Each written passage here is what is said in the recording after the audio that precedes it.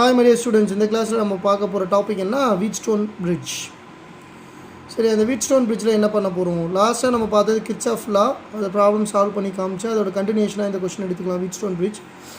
Wheatstone பிரிட்ஜில் என்ன அப்படின்னா, Wheatstone bridge is a network which consists of a number of resistors or capacitors which are connected in a particular design or manner.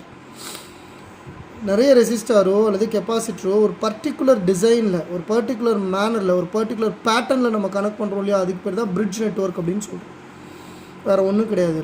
சரியா? Wheatstone பிரிட்ஜின் name வந்தது because the bridge was designed by Wheatstone. So it is named as Wheatstone bridge. So இந்த மாதிரி ஒரு particular பேட்டர்னில் ரெசிஸ்டர்ஸை connect பண்ணக்கூடிய இந்த பிரிட்ஜுக்கு பேர் தான் வீட்ஸ்டோன் பிரிட்ஜ். இதே ரெசிஸ்டன்ஸை நம்ம லீனியராக ஒரு ஸ்ட்ரைட் லைன் கனெக்ஷன்லையும் கொடுக்கலாமா அப்படின்னா தாராளமாக கொடுக்கலாம். அந்த நெட்வொர்க் தான் இங்கே போட்டிருக்கேன் நான். ஸோ இதை நம்ம பிரிட்ஜாகவும் கனெக்ட் பண்ணலாம் அல்லது ஸ்ட்ரைட் லைன் கனெக்ஷனாகவும் கொடுக்கலாம்.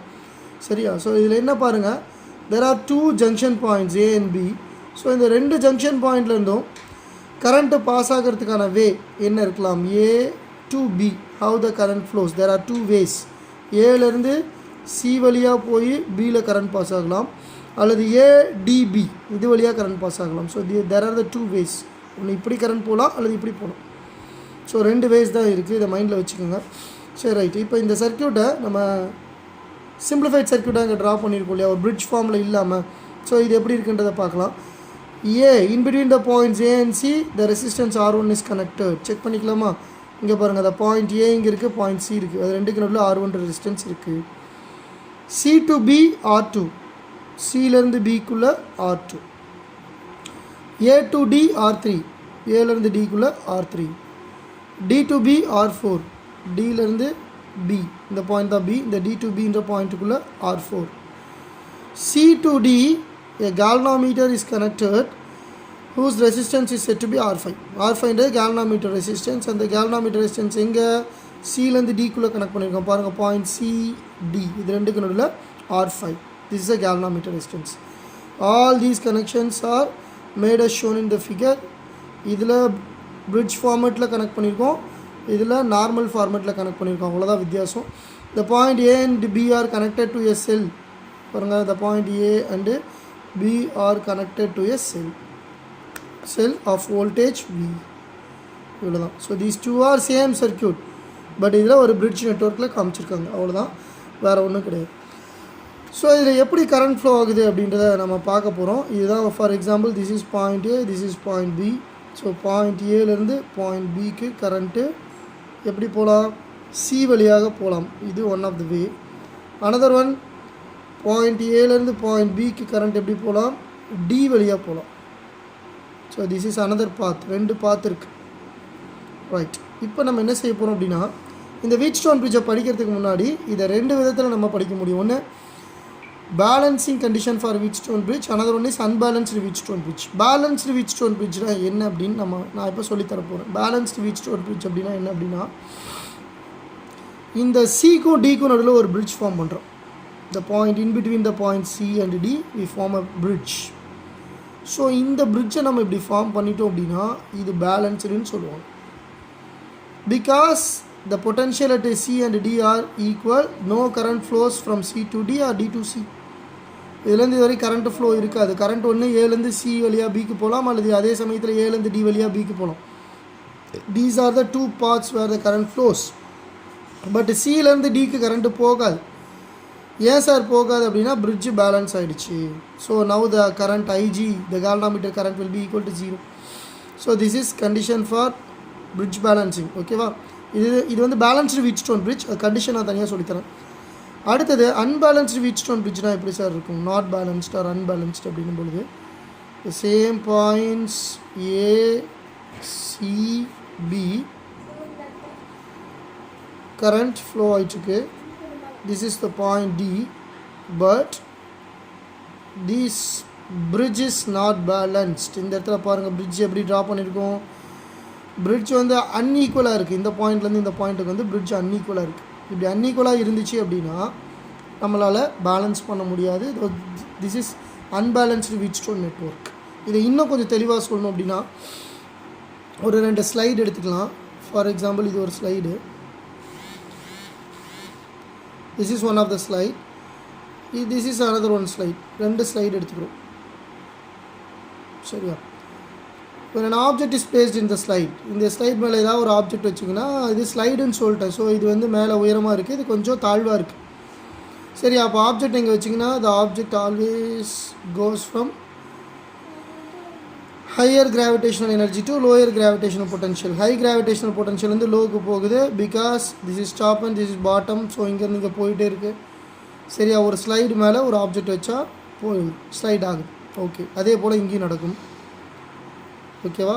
ரைட். பிகாஸ் இது நம்ம புரிஞ்சுக்கிறதுக்காக போட்டுக்கலாம். இதோட ஹைட் வந்து for example this is 8 feet, this is 8 feet, this is 6 feet from the ground, this is 6 feet from the கிரவுண்டுன்னு வச்சுக்கலாம். ஸோ இது 8 feetல இருக்குது, ஒயர் அதிகம். இது 6 feetல இருக்குது, இது 8 feetல இருக்குது, 6 feetல இருக்குது. ஸோ இந்த ரெண்டு ஸ்லைட்லேயுமே ஆப்ஜெக்ட் ஃபால்ஸ் டவுன். 8லேருந்து இந்த எண்டுலேருந்து இந்த எண்டுக்கு எந்த ஒரு ஆப்ஜெக்ட்டும் மூவ் ஆகும். ரைட். இதுக்கு நடுவில் நம்ம ஒரு பிரிட்ஜ் வந்து கன்ஸ்ட்ரக்ட் பண்ணுறோம். பிரிட்ஜ் எப்படி கன்ஸ்ட்ரக்ட் பண்ணுறோன்னு வச்சுக்கலாம். இதுலேருந்து இது வரைக்கும் ஈக்குவல் டிஸ்டன்ஸில்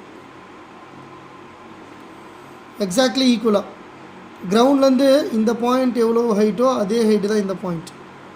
எக்ஸாக்ட்லி சேம் ஹைட். கிரவுண்ட்லேருந்து சேம் ஹைட்டில் இருக்குது, இதுவும் சேம் ஹைட்டில் இருக்குது. தீஸ் டூ ஆர் எக்ஸாக்ட்லி இப்படி பேரலாக இருக்குது இந்த பாயிண்ட் எக்ஸாக்டாக. ஸோ இப்போ நீங்கள் ஆப்ஜெக்டை ஸ்லைட் பண்ணிங்கனாலும் the object moves from this point to this or this point to this. ஆனால் இந்த இடத்துலேருந்து இங்கே வரதுக்கான வாய்ப்பு இல்லை. ஏன் இல்லை அப்படின்னா these two points are at the same height from the ground. கிரவுண்ட்லேருந்து இந்த ரெண்டு பாயிண்ட்டும் சேம் ஹைட்டில் இருக்கிற காரணத்தினால உங்களுக்கு இங்கேருந்து ஆப்ஜெக்ட் இங்கே ஃப்ளோ ஆகாது. ஒன்லி ஸ்ட்ரெயிட்டில் மட்டும்தான் இப்படி தான் ஃப்ளோ ஆகிட்ருக்கும். ஏன்னா இது ஹைட் அதிகம், இது ஹைட் குறைவு. அப்போ இங்கே நீங்கள் போகும். ஆனால் இங்கே பார்த்தீங்கன்னா சேம் ஹைட்டுன்னு சொல்லியிருக்கேன், அப்போ போகிறதுக்கான வாய்ப்பு இல்லை. ஒருவேளை ஹைட்டை நம்ம டிஃபர் பண்ணியிருந்தால் என்ன நடக்கும்? சேம் டயக்ராமில் இப்போ நீங்கள் ஹைட்டை டிஃபர் பண்ணுறீங்க. தட் மீன்ஸ் அந்த பிரிட்ஜ் இருக்கு இல்லையா, அந்த பிரிட்ஜ் கன்ஸ்ட்ரக்ஷனில் ஒரு சின்ன மாடிஃபிகேஷன் பண்ணுறீங்க. என்ன சார் மாடிஃபிகேஷன் பண்ண போகிறோம்? இது பிரச்சனை இல்லை. இது கிரவுண்ட்லேருந்து வரக்கூடிய ஹைட் இது 8, இது 8, this is 6 from the ground, this is 6 feet from the ground. So அப்போ ஆப்ஜெக்ட் இப்போ ஸ்லைட் ஆகிறது பிரச்சனை இல்லை. இந்த பாயிண்டில் இதை உயரமாகவும் இந்த பாயிண்ட்டை தாழ்வாகவும் இப்படி வைக்கிறீங்க. ஃபார் எக்ஸாம்பிள் கிரவுண்ட்லேருந்து இதோட ஹைட்டு 5 feet அப்படின்னா இது 4 feet, இல்லை இது 8 feet அப்படின்னா இது 7 feet. தட் மீன்ஸ் இதோட ஹைட், இந்த பாயிண்ட்டோட ஹைட் அதிகம், இந்த பாயிண்ட்டோட ஹைட் கம்மி. அதுதான் நான் இப்போ கிராஸாக காமிச்சிருக்கேன். சரி, இப்போ இப்படி வச்சிங்க அப்படின்னா இங்கேருந்து நீங்கள் ஒரு ஆப்ஜெக்டை நீங்கள் அனுப்பிச்சிங்க அப்படின்னா இந்த ஆப்ஜெக்ட் நேராக போகாது. It may go from this side. So இப்படி கூட போகலாம். ஏன்னா this is also one of the slide. இப்போ இது பிரிட்ஜ் இல்லை, ஸ்லைடாக இருக்குது. இது உயரமான புள்ளி, இது தாழ்வான பகுதி. ஸோ அப்போ இங்கேருந்து வரக்கூடிய ஆப்ஜெக்ட் ஆனது இங்கேருந்து இப்படியும் வரலாம். ஸோ இப்படி வந்து இங்கே போகிறதுக்கான வாய்ப்புகள் இருக்குது. Because it also access the slide. சரியா? இது வந்து பிரிட்ஜாக இப்போ ஆக்ட் பண்ணலை. ஏன்னா இந்த பிரிட்ஜ் வந்து இப்போ இது உயரம், இது தாழ்வு. அப்போ ஆட்டோமேட்டிக்காக இங்கேருந்து வரக்கூடிய அந்த ஆப்ஜெக்ட் ஆனது இப்படி வந்து இப்படி போகிறதுக்கான வாய்ப்புகள் இருக்குது. So this is one of the good example for Wheatstone bridge. இதுக்கு வீட்ஸ்டோன் பிரிட்ஜுக்கு என்ன சார் ரிலேஷன்ஷிப் அப்படின்னா, இந்த பாயிண்ட்லேருந்து இந்த பாயிண்ட்டுக்கு மூவ் ஆகிட்டு இருக்கு இல்லையா, இந்த பாயிண்ட்டுக்கு இந்த point this is 8 feet, this is 6 feet from the கிரவுண்டுன்னு சொன்னேன். This is the difference. என்ன டிஃப்ரென்ஸ்? இந்த இடத்துல இது ரெண்டுக்கும் நடுவில் இருக்கிறது தான் potential difference. Due to the potential difference current flows from one end to the another. ஏலேருந்து சி வழியாக பிக்கு போகுது. இது பாயிண்ட் ஏனா இது பி. ஸோ அப்போ கரண்ட் இங்கேருந்து இங்கே ஃப்ளோ ஆகுது. Very good. அதே போல் ஏடிபி, இந்த ஏடிபின்ற பார்த்து இது. ஸோ அப்போ இங்கேயும் கரண்ட் ஃப்ளோ ஆகிட்டுருக்கு, இங்கேயும் கரண்ட் ஃப்ளோ ஆகிட்டுருக்கு, மேலே கீழே ஏசிபி ஏடிபி இது ரெண்டு எடுத்துக்கிட்டேன். நடுவில் பிரிட்ஜு பேலன்ஸ் ஆகிருந்துச்சு அப்படின்னா, இந்த கண்டிஷன் நடுவில் பிரிட்ஜ் எக்ஸாக்ட்லி பேலன்ஸ்ட் அப்படின்னா that means the point VC and VD are at equal potential, then no current flows through the galvanometer. அப்போ galvanometer வழியாக கரண்ட் பாஸ் ஆகாது. that means ஆப்ஜெக்ட் இங்கே நீங்கள் மூவ் ஆகாதுன்னு சொன்னாலே அந்த மாதிரி இங்கே கரண்ட் பாஸ் ஆகாது. அப்போ கரண்ட் பாஸ் ஆகலை அப்படின்னா the galvanometer current will be equal to 0. சரியா? ஸோ இப்போ இதில் என்னென்ன பாயிண்ட் சொல்லியிருக்கேன் பாருங்கள். பேலன்சிங், பிரிட்ஜ் பேலன்ஸ்க்கான கண்டிஷன், பேலன்ஸ்டு பிரிட்ஜாக இருந்தால் there is no current flows through the galvanometer. 1. The electric potential at the point C equal to the electric potential at the point D. VC equal to VD. So in the rendu condition. So this is called balanced bridge. Wheatstone's balanced bridge. But idhula parunga the current is moving due to the potential difference between the 2 points. This is ACB, this is ADB. So current flow ஆகுது, no problem. But இந்த இடத்துல உங்களுக்கு பார்த்தீங்கன்னா potential difference இருக்குது, அதனால தான் இங்கே கிராஸாக போட்டு காமிச்சிருக்கேன். அந்த பொட்டென்ஷியல் டிஃப்ரென்ஸ்னால கரண்ட் இங்கேயும் ஃப்ளோ ஆகும். இப்போ இந்த இடத்துல ஐஜியில் கரண்ட்டு ஃப்ளோ ஆகுமான? எஸ், கரண்ட்டு ஃப்ளோ ஆகும். ஐஜி இங்கே இருக்கும். ஐஜியில் கேல்வனோமீட்டரில் கரண்ட்டு பாஸ் ஆகும். அப்படி பாஸ் ஆச்சு அப்படின்னா now the bridge is said to be unbalanced or not balanced. இப்போ இந்த இடத்துல இதுதான் இதுக்கு எக்ஸாம்பிள். பிரிட்ஜு இங்கே பேலன்ஸ் ஆகலை, சரியா? This is a unbalanced condition of Wheatstone network. இப்போ பேலன்ஸ் ஆகணும்னா என்ன, எதனால் இது பேலன்ஸ் ஆகிருக்கு அப்படின்னு இன்னும் கூட சொல்லலாம். The distance between these two, பாருங்கள் டிஸ்டன்ஸ் பாருங்கள். இது ஃபார் எக்ஸாம்பிள் இது R1 R2, this is R3 R4. the distance பாருங்க R1 upon R2, R1 by R2 is equal to R3 by R4 ஆக இருந்துச்சுன்னா இந்த ரேஷியோ, ஃபார் எக்ஸாம்பிள் இது 5 இது 5 ஒரு எக்ஸாம்பிள், அது இது 6/4 இது 6/4 இருந்துச்சு அப்படின்னா 6/4 equal to 6/4 பேலன்ஸ்ட். இப்படி இருந்துச்சு அப்படின்னா பிரிட்ஜ் பேலன்ஸ்டாக இருக்கும். இந்த ரெசிஸ்டன்ஸ் கண்டிஷன் இதுதான். R1 by R2 is equal to R3 by R4 ஆக இருந்தால் Wheatstone bridge is balanced. So பேலன்ஸ்டுக்கான கண்டிஷன் இங்கே எழுதியிருக்கோம் இல்லையா? பேலன்ஸ்டு பிரிட்ஜ் எப்படி இருக்கணும்? R1 by R2 is equal to R3 by R4 இருக்கணும். இந்த கேஸில் பாருங்கள், இந்த கேஸில் அப்படி இல்லையே. ஃபார் எக்ஸாம்பிள் இங்கே எவ்வளோ எடுத்துக்கலாம்? இங்கே 6 இங்கே 4 அப்படின்னா இங்கே 8 இங்கே 2 இருக்கும். 6 + 4 10, 8 + 2 10. But 6 4 8 10, 6/4 is not equal to 8/2. Sorry 8/2 சொன்னேன். 6 4 8 2. இப்போ இது ரெண்டு ஈக்குவலா? 6/4 is equal to 8/2. Is it equal அப்படின்னா நாட் ஈக்குவல். ஸோ அப்போ the bridge is not balance. அப்போ வந்து உங்களுக்கு இதில் கரண்ட்டு பாஸ் ஆகும். R1 by R2 is not equal to R3 by R4, then the current will pass through the galvanometer. Otherwise R1 by R2 is equal to R3 by R4, the current will not pass through the galvanometer. This is said to be balanced condition of Wheatstone bridge. இவ்வளோ தான் sir விஷயம். So அப்போ Wheatstone bridgeல ரெண்டு condition, ஒன்று balanced இன்னொன்று unbalanced. பேலன்ஸ்டுனா என்ன கண்டிஷன்றதை நான் note பண்ணிட்டேன். அன்பேலன்ஸ்டாக இருந்தால் கரண்ட் பாஸ் ஆகும். these two are at different potential, that means there is a potential difference between the points C and D. R1 by R2 is not equal to R3 by R4. அவ்வளோதான். இது அன்பேலன்ஸ்டுக்கான condition. இப்போ நான் எழுதியிருக்கிறது பேலன்ஸ்டுக்கான condition. ஓகேவா? How to prove Wheatstone's balanced bridge using Kirchhoff law. நம்ம படித்த Kirchhoff லாவை பயன்படுத்தி இது எப்படி பேலன்ஸ்டு பிரிட்ஜுக்கான கண்டிஷன் இதுதான் அப்படின்றத ப்ரூஃப் பண்ணுறது அப்படின்றத இப்போ நம்ம பார்க்க போகிறோம். யூஸிங் கிர்ச்சாஃப் லூப் ரூல் அல்லது செகண்ட் லா அல்லது வோல்டேஜ் லா. ஸோ இந்த லூப் எந்த லூப்புக்கு பயன்படுத்த போகிறோம்? ஏசிடிஏ. அதற்கு முன்னாடி கரண்ட் டிஸ்ட்ரிபியூஷன் நம்ம போடணும். நம்ம இதில் கரண்ட் டிஸ்ட்ரிபியூஷன் போடலையா? முதல்ல கரண்ட் டிஸ்ட்ரிபியூஷனை போட்டுக்கலாம்.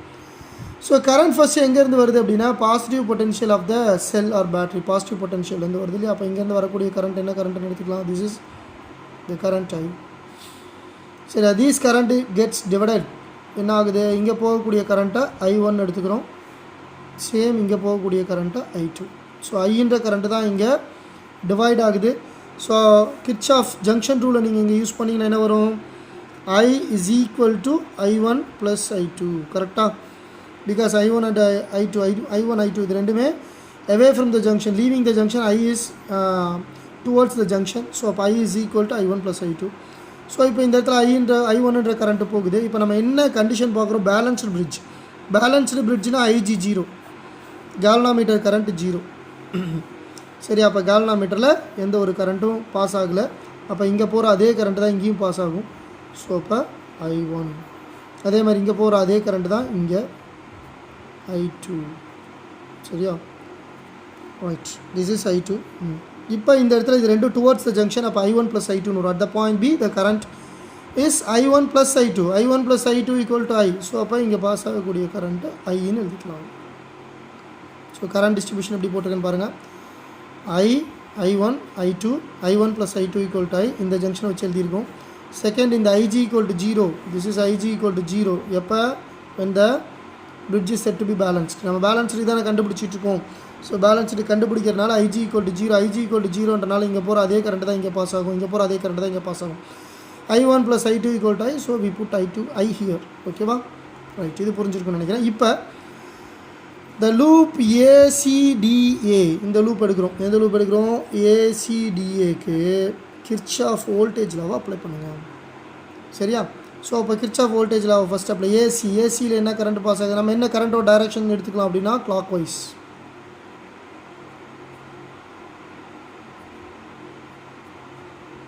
Now the current flowing is taken as a clockwise direction. நம்ம எடுத்துக்கிறது clockwise. ஸோ இங்கே என்ன கரண்ட்டு பாருங்கள், இங்கேயும் ரைட்டு இங்கேயும் ரைட்டு, ரெண்டு சேம் டைரக்ஷன். அப்போ என்ன வரும்? Plus I1 R1. the next current இங்கே ஃப்ளோ ஆகுது. பட் இங்கே IG equal to 0. IG equal to 0னா I into R is equal to 0. அப்போ IG ஈக்குவல் டு 0. அப்போ IG into R5 equal to 0. So அப்போ டோட்டலாக இந்த இடத்துல 0 ஆகிடும். The next we are taking clockwise but the current is moving anti-clockwise. அப்போ இந்த இடத்துல என்ன பண்ணணும்னா minus I2 into R3 equal to 0. So I1 R1 is equal to I2 R3. I1 divided by I2 is equal to R3 by R1. This is taken as equation number 1. இது equation number 1 எடுத்துக்கணும். அடுத்தது second loop எடுங்க. Second loop என்ன எடுத்துக்கலாம்? DCBD. So second loop DCBD. So இந்த loop எடுத்துக்கிறீங்க. So இந்த லூப்புக்கும் கரண்ட்டோட direction clock வைஸே வச்சுக்கலாம். சரியா? இதில் கரண்ட் என்ன டைரக்ஷனில் பாஸ் ஆகிட்டுருக்கு அப்படின்னா லெட்டஸ்ட் டேக்கன் கிளாக் வைஸ். இதுலேயும் கிளாக் வைஸ் தான் பாஸ் ஆகிறதா நம்ம எடுத்துக்கிறோம். ஸோ ஃபஸ்ட் என்னது? DCBDன்னு எடுத்துருக்கோம். அப்போ டிலேருந்து சிக்கு ஏதாவது கரண்ட் பாஸ் ஆகுதுன்னா IG ஈக்குவல் டு 0. அப்போ IG into R5 0 தான். ஸோ அப்போ இதை கால்குலேட் பண்ண அவசியம் கிடையாது, ஏன்னா 0 ஆகிடும். C to B பாருங்கள். C to Bயில் என்ன கரண்ட் பாஸ் ஆகுது? I1, resistance R2. இதுவும் டுவர்ட்ஸ் ரைட், கிளாக் வைஸ். இதுவும் கிளாக் வைஸ் தான். So same direction. So we put I1 into R2 here. The next B to D. B to Dயில் ஆன்டி கிளாக் வைஸில் கரண்ட் பாஸ் ஆகுது. நம்ம எடுத்துருக்க டைரக்ஷன் கிளாக் வைஸ். ஸோ அப்போ மைனஸ் போட்டுக்கணும். அப்போ minus I2 R4 is equal to 0. ஸோ I1 R2 is equal to I2 R4. I1 by I2 is equal to I1 by I2. This is I2. சரியா? So கவனிங்க, I1 by I2 is equal to what? I1 by I2 equal to R4 by R2. Okay. Right. So this is equation number 2. Compare equation 1 and 2. The left hand sides are equal, I1 by I2. So right hand side equal தான். அப்போ right hand side equal பண்ணால் என்ன வரும்? R3 by R1 is equal to R4 by R2. சரியா? இந்த R1 இங்கே கொண்டு வரலாம், இந்த R4 இங்கே கொண்டு வரலாம். என்ன வரும் பாருங்கள்?